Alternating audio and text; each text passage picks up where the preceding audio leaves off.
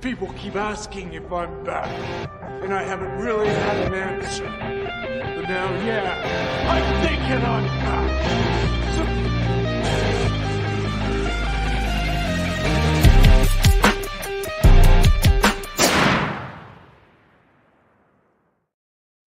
Welcome to the first edition of Living Time Capsule with Who Touched the Thermostat. This evening, we got a special guest. You probably are very familiar with the video of his father taking out his kidnapper and abuser. It's the one and only Jody Plauche. Thanks for inviting me on.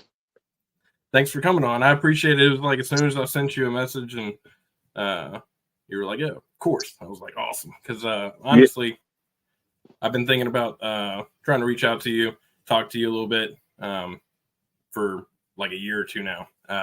And the way that you probably came into my sphere is actually through the shirt that I made that is supposed to be a resemblance of your dad that says, in a world full of Jeffs, be a Gary, right? And yeah, I got it yesterday. You did? Okay, it came in yesterday. Yes, perfect. So I sent him a shirt because I felt like it was awesome for him to have one. But I told him that he didn't have to come on to talk to me in order for me to send him one of the shirts. Anyways, so I guess we'll just get down into it. I mean, most people are familiar with the story, but I guess if you want to give like your point of view of what happened in a nutshell, as like to set the tone. All right. Before I get into that, Don, I just want to say you were part of that tweet that I tweeted or X'd out or whatever. That got like over 20 million views. It was Jeff's mugshot, and in the mugshot, it's dated February 29th, 1984, or 2/29/84. And since February 29th only rolls around every 4 years, it was the 10th anniversary or the 10th leap year since Jeff had been arrested or booked, right. At least booked. So for those who might not be familiar with my story, when I was in 5th grade, I started taking karate from a man named Jeff Doucette. It was me, my older brother, little brother, and a neighbor friend named Mark. And he eventually groomed the family. He eventually tested my boundaries. He eventually ended up sexually abusing me for a year before he ended up taking me from my home in Baton Rouge, Louisiana, to eventually Anaheim, California, where he got arrested. If anybody's, it was kind of neat. Yesterday, I was looking at Twitter, and Tim Brando, the announcer from ESPN, he was local here in Baton Rouge for a while, and he posted a picture from a California Angels game, and he talked about the big A. They have like a big A out front that has a halo around it for Anaheim or Angels. And so the motel that Jeff had, we were staying in, I could see from out front the motel, I could see that big A. So anyway, so he takes me to California. He took me to Disneyland, so I mean that was nice. And then we got a room at the Samoa Motel, which is like literally at Harbor and Catella. It's a block from Disneyland. And after we were there a couple of days, Jeff was like going out looking for jobs or whatever. And he let me call home collect. And whenever I called home collect, my mother asked for time and charges. And whenever that happened, since my mother was the one that was going to be paying for the phone call, the operator came back to tell her how long the phone call was and how much it was going to cost. It was a 15-minute call. It's going to be $38 because long distance calls were expensive back then. It wasn't like you have no roaming or anything. Mm-hmm. And so police were notified. They came and rescued me. They busted in the hotel room. They took me from the motel or Hotel Samoa Motel. Yeah, the motel. They took me to the police station and they questioned me, and that lasted a couple hours. Then after that, they took me to the hospital to have a forensic exam done, a rape kit done, and that's how Jeff ultimately got caught. Because I decided, I knew when I was at the hospital that I was going to come back with, we didn't call it DNA back then, but with male DNA inside of me, and so I decided until that rape kit came back with positive proof that I was going to deny anything happened. And people think that, I was trying to protect Jeff. No, I was trying to protect me. because at that time I was 11 years old. I wasn't thinking that Jeff was going to jail for the rest of his life. I thought he was going to go kind of get some type of probation and then come try to get me for telling on him. So I could always tell him, you got yourself caught. I did not tell on you. Yeah. And so I can understand that. I was returned home March 1st. And again, he had dyed my hair black, so we're trying to dye my hair back to blonde. And my mother should have been, just to see how I look right now, she should have just went, and it would have been a much easier process. And 2 weeks later, 2 weeks later, the police flew out to California.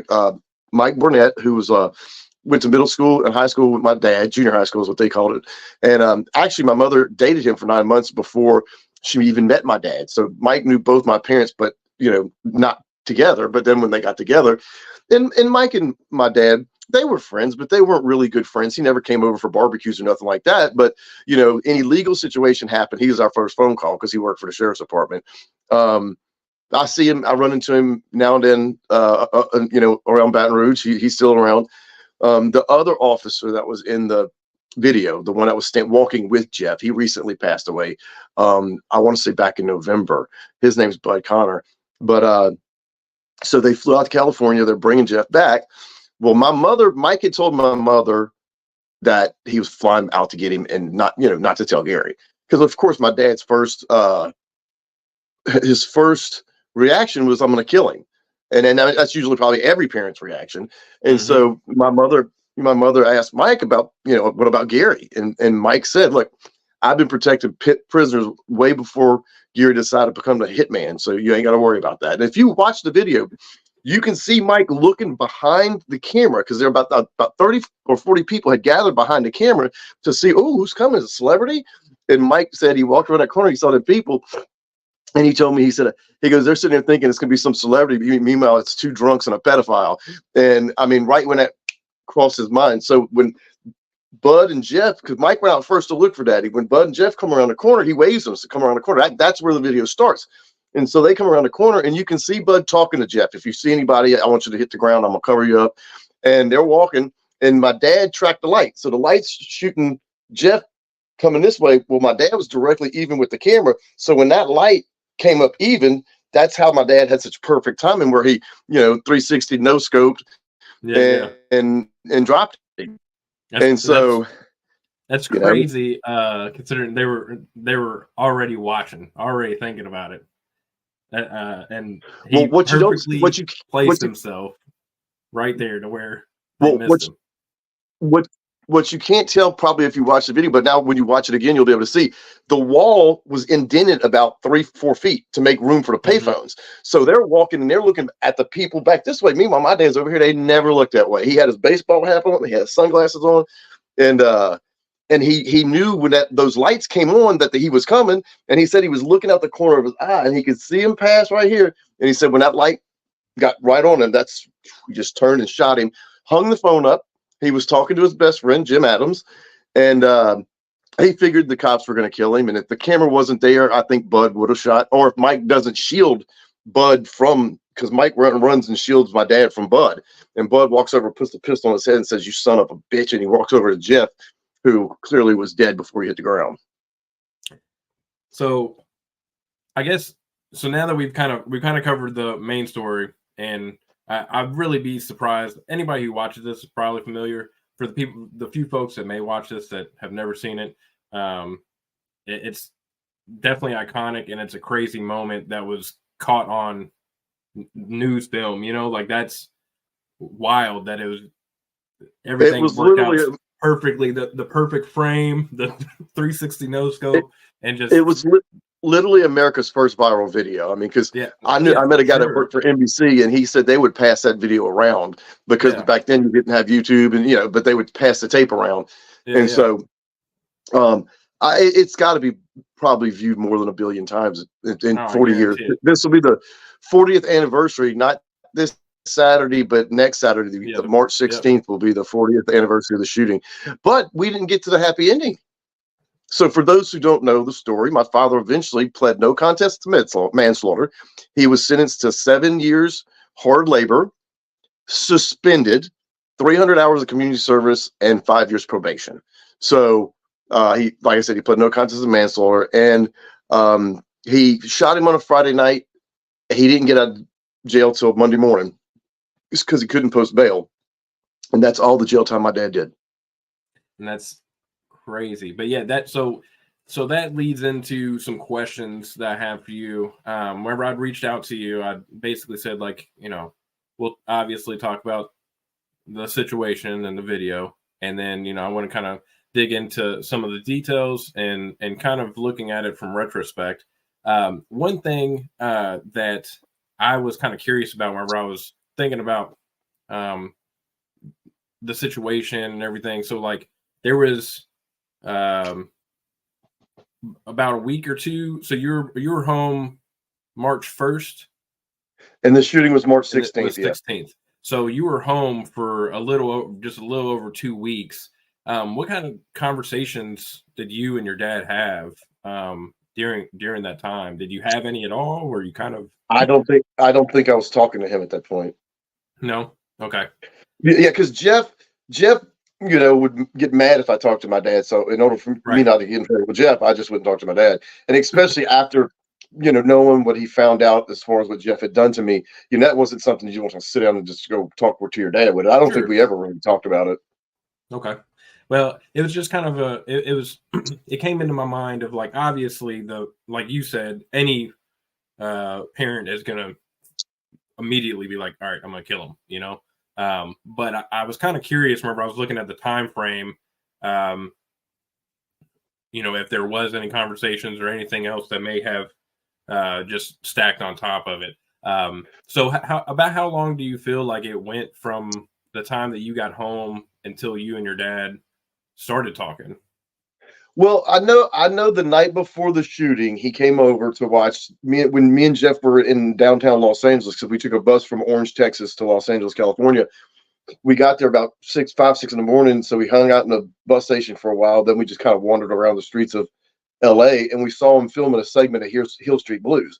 Well, that night, the 15th, it was a Thursday, the Hill Street Blues aired when I had saw them filming, and Daddy came over to watch it with me. And after we watched the LSU basketball game. So, I mean, I wasn't completely not talking to him, but I mean, I still, was worried about getting in trouble with Jeff. So, I mean, I wasn't rude or mean or nothing like that to him. I just was kind of, withdrawn. Okay. Yeah. I mean, I guess given the situation and like you said, I mean, this was over the course of a year and that Jeff was kind of grooming you and doing these things wherever and getting you into this position of not wanting to upset him and violate whatever was going on there. So it makes sense. But so once that happened, how long afterwards, after he shot Jeff, were you immediately aware? Was everybody kind of panicking, or did you find out the next day? I found out the next day. My grandparents had picked us up. We have a camp on a lake called False River because it's an oxbow lake. It used to be part of Mississippi River, but it's no longer part of the Mississippi River. So it's called False River. They picked us up. It's about 45 minutes away. They brought us out to False River, and we got up the next morning. They were like, all right, come on, we're going back to Baton Rouge. Get in the car. We're going back to Baton Rouge. And they wouldn't tell us why we were going back to Baton Rouge. I could tell something was wrong. And my initial thought was Daddy because Daddy didn't show up that night. Daddy was supposed to show up. And my initial thought was he had probably gotten in a car wreck and maybe gotten injured in a car wreck. So that's what I'm thinking. But my grandparents, they were more anxious than upset or sorrowful, like if they would have lost their son. So I knew something was up. I didn't know what it was. And so we were at my grandparents' house, and my mother showed up in my uncle's cop car. Then I knew something really bad had happened. And then that's when my mother sat us 4 kids down and said, last night, Daddy shot Jeff. That's a big can of worms to open up amongst the family. Like, and they told me that it was on the news. They told me not to look at the news. They told me not to look at the newspapers. And so that's the first thing I did. My next question was going to be, when did you watch? When did you see it? As soon as I could get away. I watched it. I remember the 5 or 6 o'clock news that Saturday evening was the first time I saw the shooting, and then I'd already seen the paper. What was your initial like gut feeling whenever you watched the video?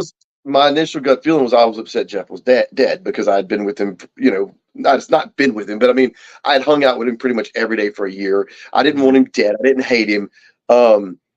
Now, remember, I'm speaking about my 11-year-old self. Right. At age 51, I can say I still would not advise a parent to take the law into their own hands, because you're putting yourself in a position to be prosecuted, and you put yourself in a position not to be there for your child or children, like my father had 4. That's why Mike Burnett yelled, "Why, Gary? Why would you do this? Why would you put yourself in a situation to go to the penitentiary for the rest of your life?" But like I said, I'll trade Jeff not going to jail for the rest of his life for a cool video. Well, there's that. So that kind of leads me into two questions. So I'll start with this one. If this, let's say that we're looking at a 40-year gap. So if you think that, if you look back and you see how the case was handled with your dad then, how do you think it would be handled now? In Baton Rouge, Louisiana, not very differently. Okay. But yeah, now if you're in Austin, Texas, my dad's probably going to jail for the rest of his life. But if you're in Baton Rouge, Louisiana, you're not going to find 12 people to convict a man who shot a man who the rape report said spermatozoa on rectal slide. And I don't think anybody on that jury would have faulted my father for what he did, even today. That's a beautiful thing about Baton Rouge, because I feel like, I think you're right that there's definitely I feel like there's a lot of places that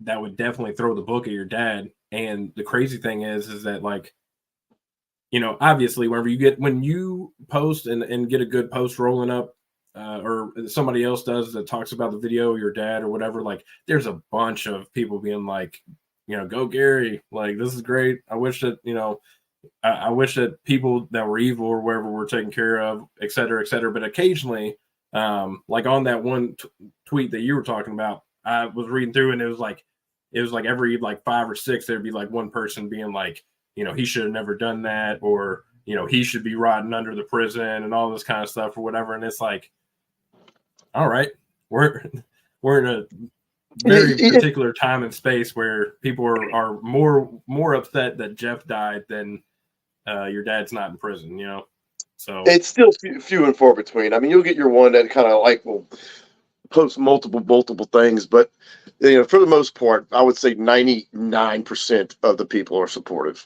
of my father's actions. Put it this way, they're more supportive than me.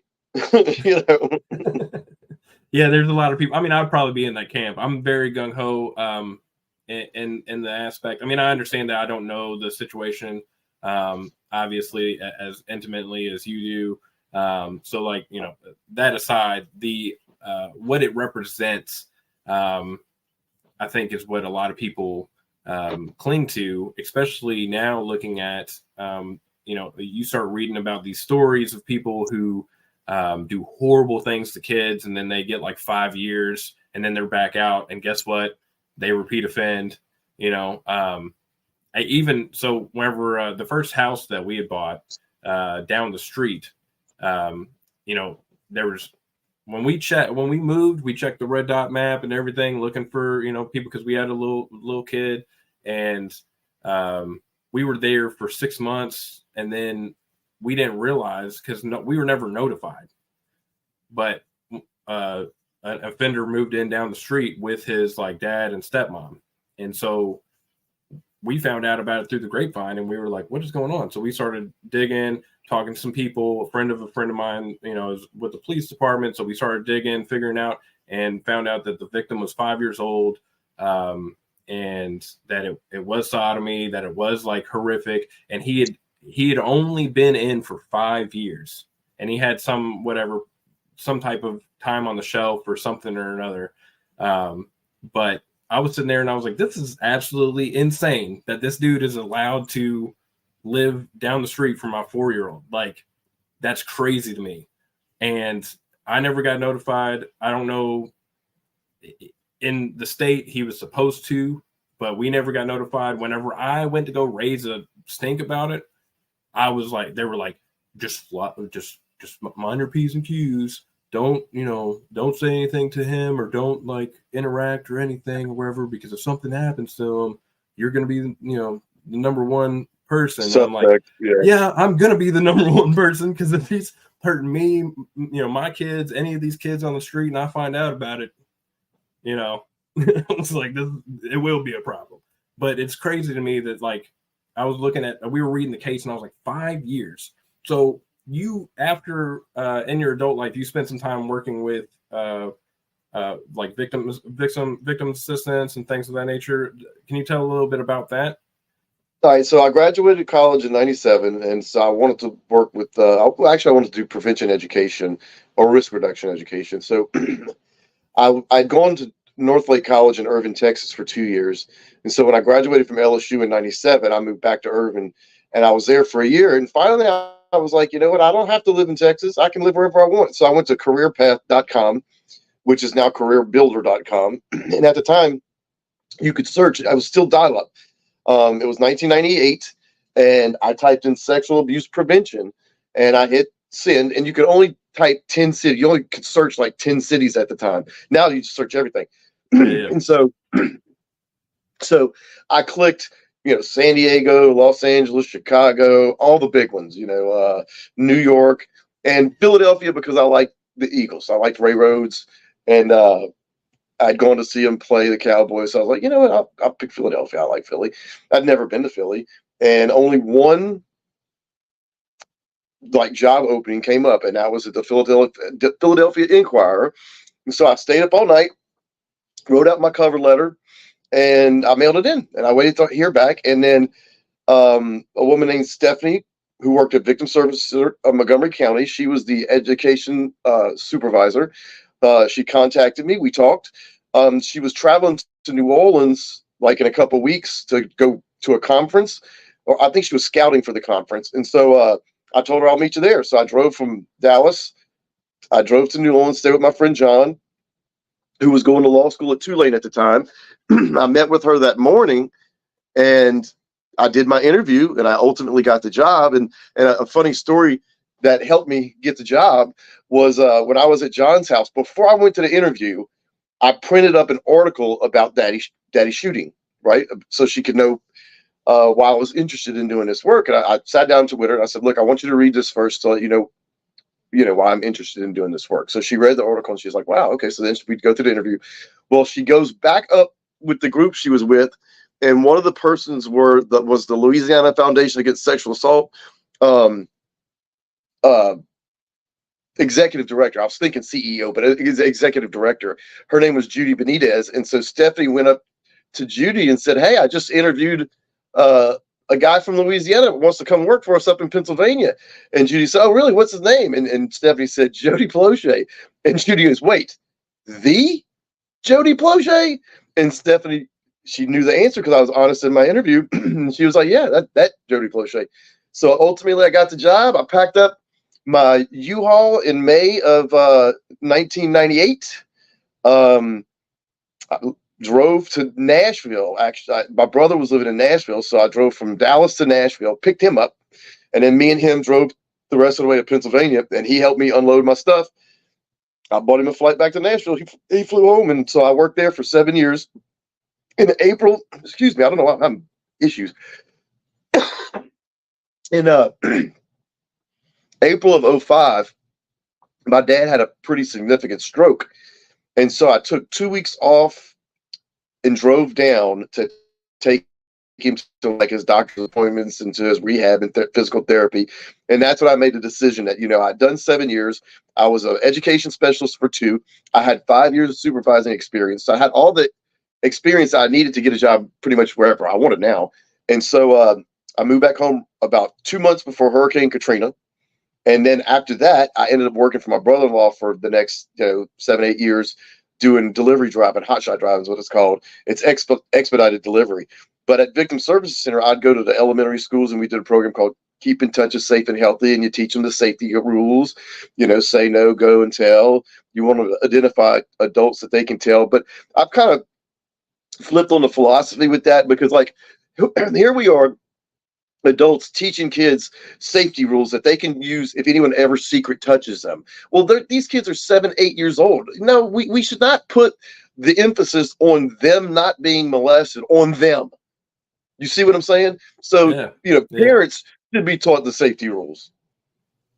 Absolutely. Don't let your kids go around other people when you're not around. That's a fantastic mind state, and it's good coming from you, because obviously of your past and everything, but then also from you working through and teaching those methods and kind of seeing the flaws and being able to bring that to light, because there's a weird culture where it's like, we've done this for so long, the teaching the kids and stuff or whatever, but like I get around other parents and I'm like, y'all don't pay attention to these things. Like, you just let your kids like go to random, and it's like, I don't do any of that. My kid is on a very she's very free to go and do the things that she wants to do, but she also knows, like, she knows to just tell us stuff. So like, if she tells us everything, whenever she comes back from just being 5 feet away from us, she'll be like, hey, this happened, and it's not something that we've made her do. She's just kind of learned, like, this is the way that we communicate. But there's other people that have none of that. And I was just telling my mom the other day a story from high school that she's like, I never knew that happened. I was like, well, Mom, like, we created this weird culture, kind of like you were talking about with Jeff, is that we don't want to upset people.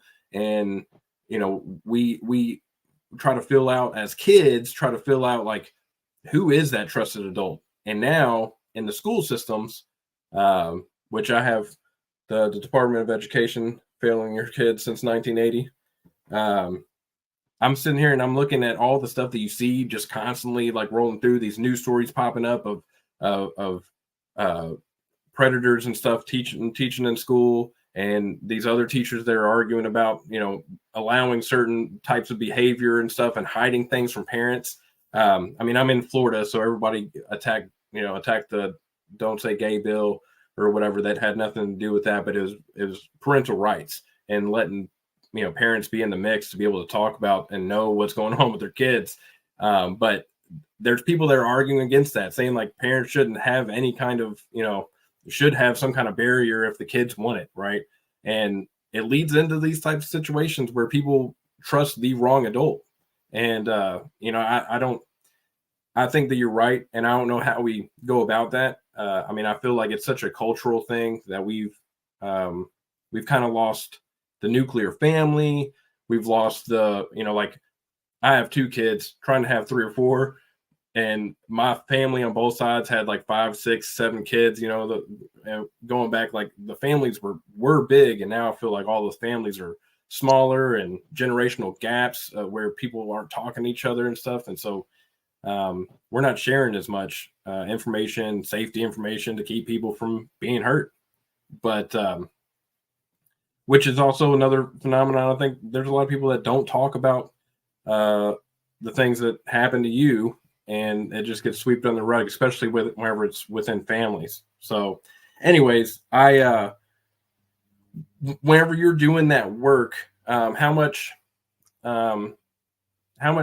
or if any at all, were you any kind of loop of seeing cases of people that were predators, and maybe being, seeing the information of like how short of time these people were going to jail?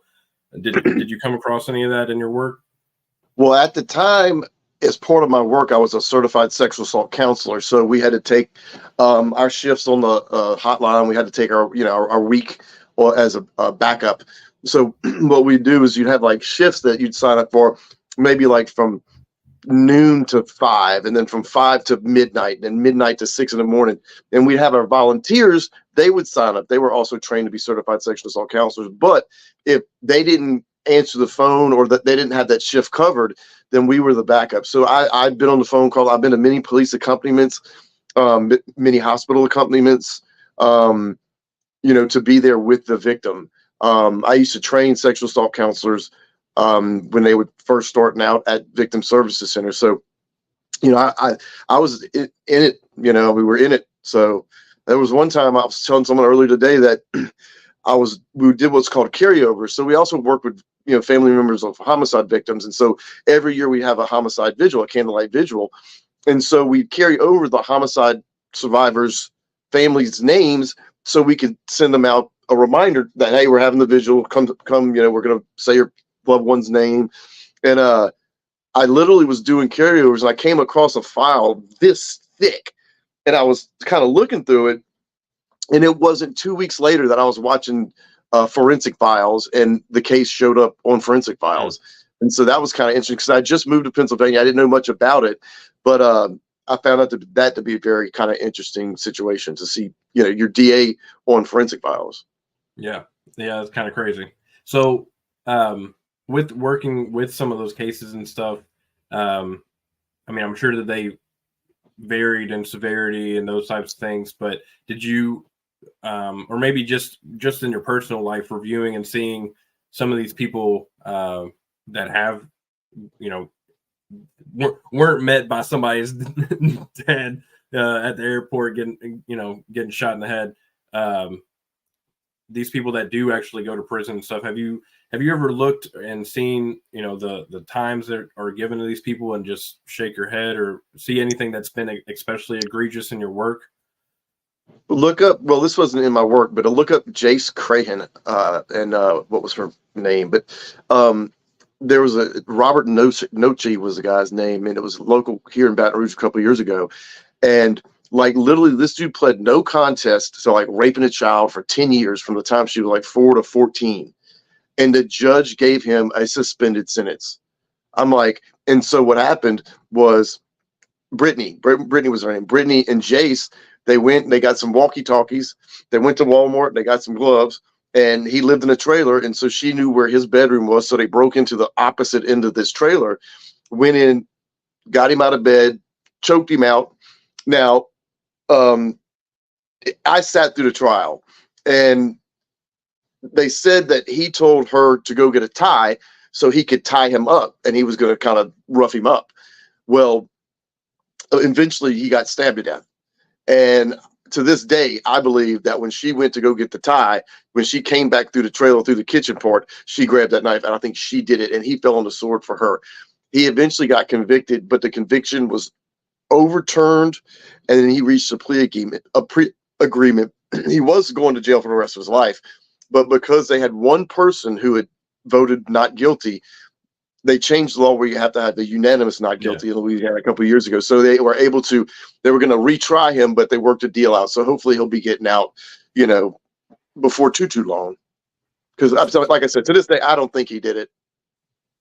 Well, even if he did, there's, like you said earlier, like you don't advise people to, to go out and do exactly what your dad did or whatever for the same reasons of the why Gary why of like leaving back your family and those things. But I think that a lot of people now with looking at situations that are going on and then seeing these news articles of people going to jail for 5-10 years are starting to get to the end of their rope, trusting the Justice Department, regardless.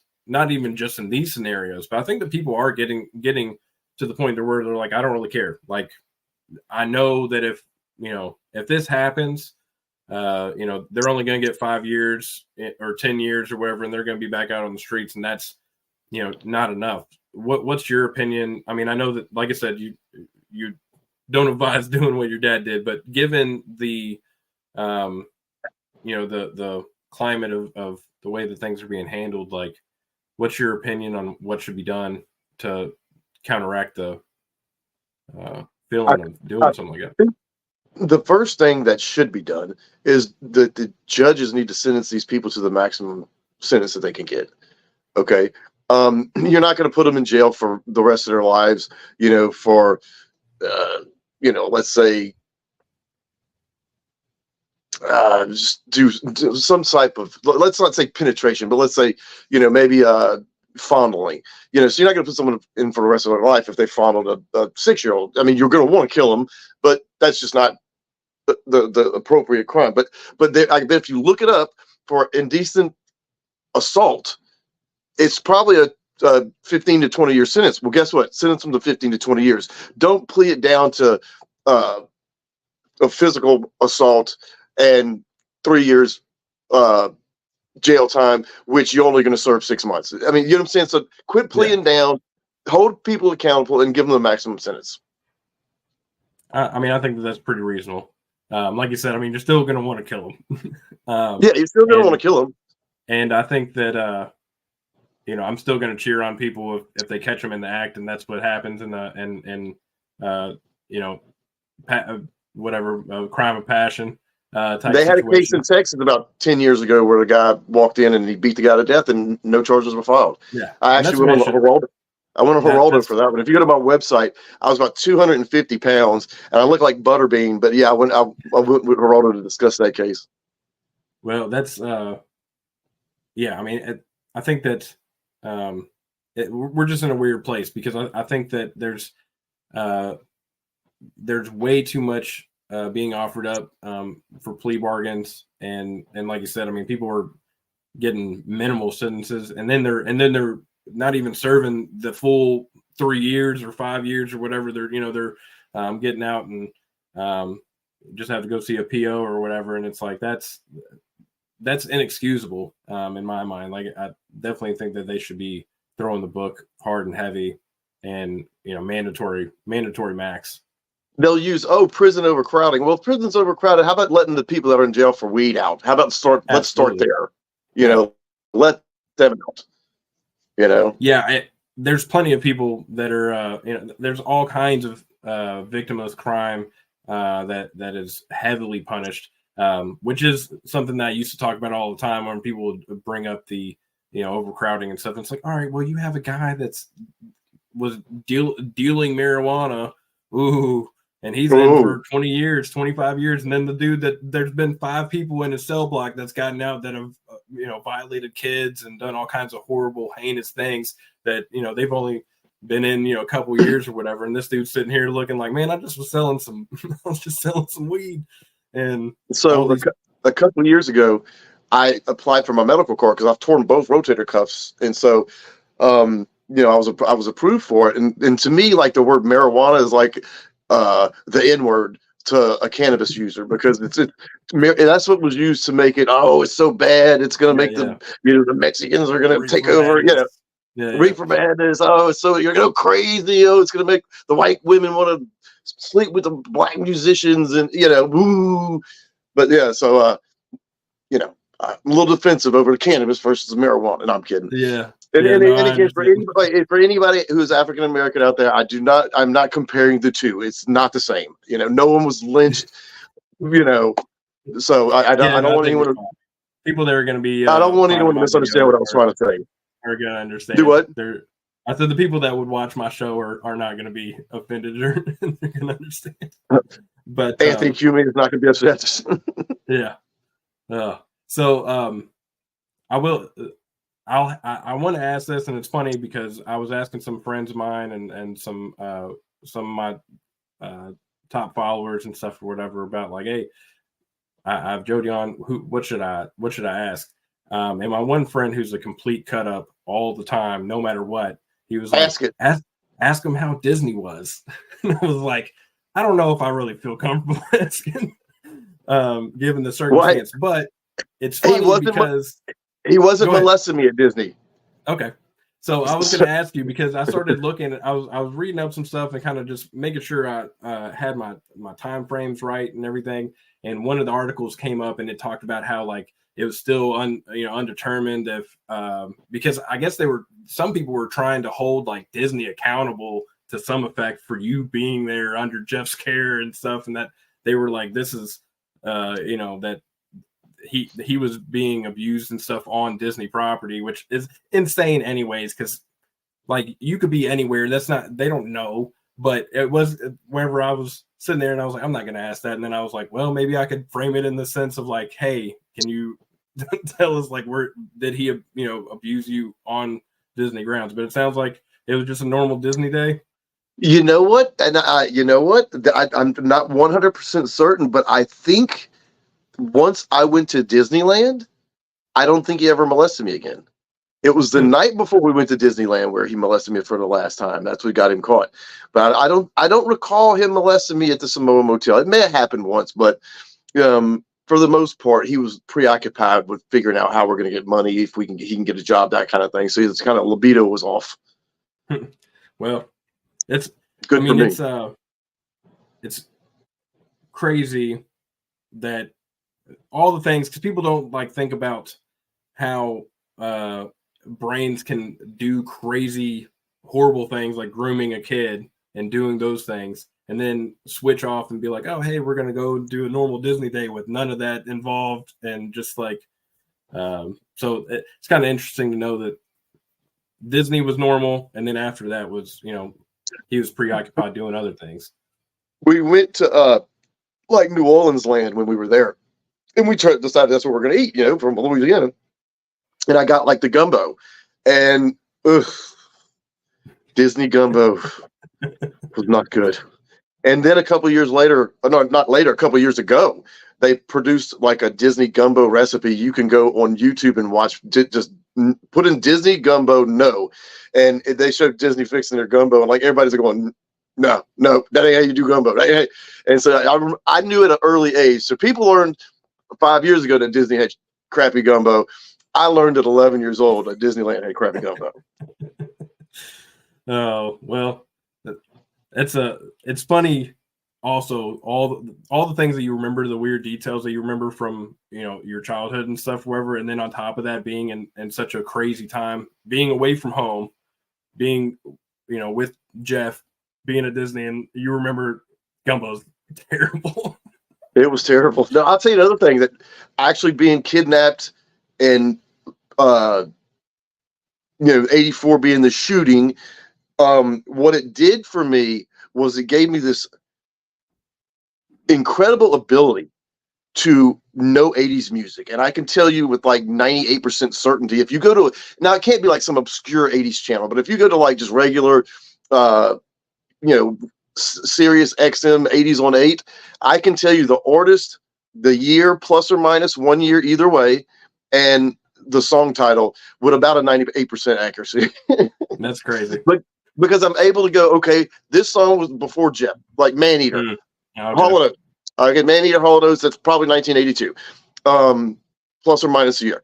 Then you got Little Red Corvette. I remember being around Jeff here in Little Red Corvette, so that's got to be 83. And then, so I can, 99 Luft Balloons. Okay, that's 1984. I know that for a fact. And so I had this incredible ability just by processing it, whether before Jeff, after Jeff, to get 80s music. And I've never won any money on it, so it's done me no good. Dang it. That's a bummer. Well, at least I didn't have to pay back students loans like I did college. There you go. All right, so I kind of wanted to switch gears a little bit, covering some of the main parts of that story, and to kind of wrap up our time here, probably another like 15 minutes or so. But I wanted to kind of switch into talking about your dad beyond what we know. I lost my dad, I guess it's almost 15 years ago. 2006. And, there's not a day that goes by that I don't think about him. And there's definitely things about him that like I pick up, I'm doing and stuff or whatever.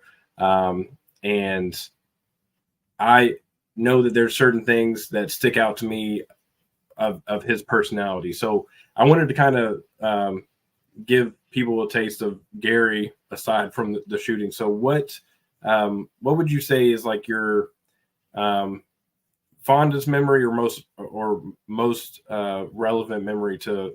All right, so you asked me about my dad. What was he like? All right, other than being like really, really a very kind, generous man. I mean, he would pick up stray animals. He'd get deer corn for the squirrels, or and, I mean, he just really, he'd take us hunting, but he was never going to shoot nothing. So I mean, he was a very, very kind soul, but he also was an entertainer. He also was the life of the party. He also liked to cook. He liked to host. He would have his friends over for Monday Night Football, and I mentioned this in the book. Meanwhile, my mother, she's the sous chef, she's the chef, she's the cleaning crew, she's the wait staff. I mean, she's waiting on my dad's friends. He's like, oh, we're great, we're having a good time, and June's taking care of everything else. But there was a time when he went to a Halloween costume, a Halloween contest. They were doing the best Halloween costume, and you'd win a bar tab, but $200, $100 bar tab, $50 bar tab, whatever it was. And so this is what my dad went as. Hopefully you'll be able to see it. He went as the Energizer Playboy Bunny. So he's combined. That's hilarious. I don't know if he's got a stick, and he has a tin can, like one like the popcorn comes in, and he was banging on it. And he went around. I think he won 3 bar tabs that night because he went to different bars and won each contest as an Energizer Playboy. That picture really symbolizes who my dad was. That's funny. That's an iconic photo. You've got the exclusive. I may have tweeted it out before, but you've got the exclusive. I haven't brought it out on any other podcast. Well, I appreciate you donning it here on Who Touched Thermostat. I greatly appreciate that. So another thing is I grew up in Kentucky, and I'm a 6th generation Kentuckian. I live in Florida now, but as a Southerner, there's a whole bunch of little phrases and different things that my dad used to say. Make your tongue slap your brains out. All kinds of different, little silly things, wherever. Was there anything that your dad that you remember that just if you hear it or if you think about it, like it is like, man, that was my dad? When we would get in trouble, we'd hear 2 things. One, if you do it again, and we do it again. He'd tell us, if you do it again, you're gonna get in trouble. So we never really got. He was never the disciplinarian. It was usually my mother with the belt, and not just the belt. I mean, she used a hairbrush but really we weren't abused children. So I don't want it to come across like that. My mother would be all upset, like, but he and the other thing was he'd be like, "Well, you just shit in your mess kit." And I don't even know what a mess kit was when I'm a kid, right? It wasn't until I was an adult. I was like, "Oh, you're just shitting where you're eating." Basically, is what he said. Yeah. But you just shit in your mess kit was one of his favorite sayings. That's pretty good. That's a good one. I've heard that one before, and man, I mean, there's tons of things that my dad used to say that I randomly, hear other people say, and I was just sitting there thinking, I was like, you know what, Gary, being from the South, I know that there's got to be something funny that you remember. So now that we're coming up on the 40th anniversary, are there any major thoughts that come to mind or things that replay at anniversaries, but now looking back at it 40 years, is there anything that stands out to you, or maybe that has changed drastically in the 40 years as the way that you view it? Well, I'm not upset Jeff's dead anymore, so that's the first thing that I can think of that no, and I don't look at it as the anniversary of the shooting's coming up, and I'm going to be in Austin, Texas, at watching my favorite comedian Jim Norton at the Joe Rogan Mothership Comedy Club. So I mean, nice. I'm not burning candles and doing like Mr. Miyagi, getting drunk and crying. I'm going to go celebrate it. Perfect. Well, that's good. And hopefully I'll be able to run into Jim, because I made a replica of the baseball cap that my dad was wearing that night, and I want to leave one for Jim and one for Joe. That'd be so cool. That'd be awesome. Yeah, man. I'll tell you, it's been a pleasure. I really appreciate you working with me on time and stuff, and being able to make this happen. I'm glad you got your shirt.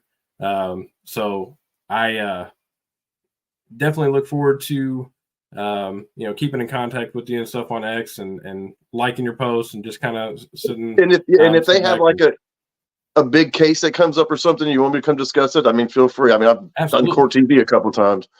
Yeah, maybe I'll keep in contact with you, and then maybe I plan on doing some little round tables and stuff or whatever in the future as a different type of show.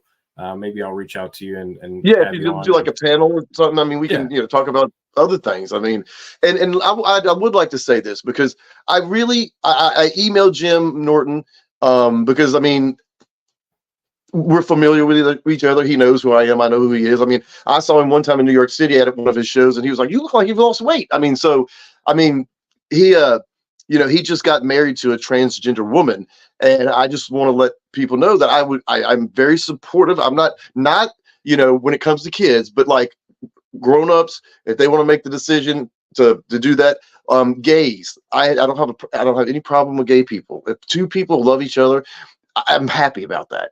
And I'd offered to treat Jim to lunch. I hope to take him and his wife to lunch. So it's not like it's a hatred thing with me. I mean, don't get me wrong. Offending pedophiles, and I don't think the world's ready for, but they should be. And maybe that'll be my next book. Well, when you have you have a pedophile and then you have a child molester offending pedophile. You can have someone who's not a pedophile who is a child molester. Okay. So I think that people who recognize the fact that their attraction to the 8-year-old girl in first grade is still there where you're in high school, as long as they're not offending, I think these people need some place to go to get support so they don't offend. By ignoring it, you were saying it earlier, by ignoring the fact that there are pedophiles that live amongst us, by ignoring that fact and not offering them some type of help to where they can get a support group to not offend, that's not going to help if we can't do that. The way to stop the child abuse is to not ignore it, is to talk about it and work with the people who are potentially offenders. I mean, so I'm not anti-LGBTQ or none of that. I'm very supportive of that, but I am not for molesting children or hurting children. So on that, just as my viewpoint, like I think that what you said as far as I don't care, two consenting adults, 100%, do whatever you're going to do. I don't want people in your life. And I as much as I don't want people in mine. And with that being said, I do think that, anybody who's going through any kind of issue, a problem, recognize the problem, go get help. Okay. But I also think that it's a really weird line of people that fall into the pedophile category that is almost like, now I get uncomfortable with the fact that there's a lot of people that are trying to normalize it versus treat it. You know what I'm saying?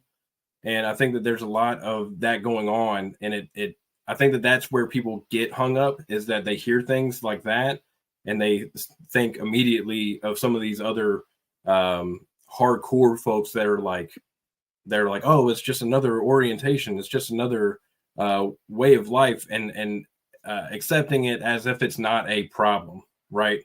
So I think it's for me, I just want to be clear that, getting help for something like that, obviously, like, I want people to get the help that they need.